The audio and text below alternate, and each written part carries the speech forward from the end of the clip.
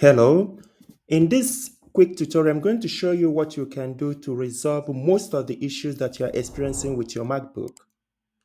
If your MacBook will not charge, if it is not recognizing external devices, if the keyboard is not working, if the MacBook doesn't respond to power button, if it falls asleep suddenly, and so many other issues that you could be experiencing with your MacBook, just follow this simple instruction, and I hope this is going to fix the issue for you. But before we do that, I want to make sure that you have to check that you're using Intel MacBook with T2 chip.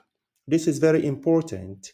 So the steps that you need to do this simultaneously. There are three buttons you are going to hold at first, and then before holding the fourth button. But before we proceed, you need to shut down your MacBook. That's the first thing to do.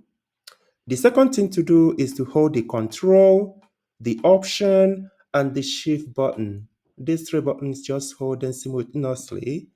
After that, hold the power button. So now you are holding four different buttons at the same time.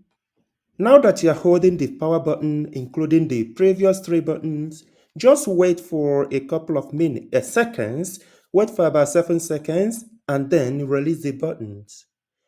Now, wait for a few seconds, and then turn back your MacBook.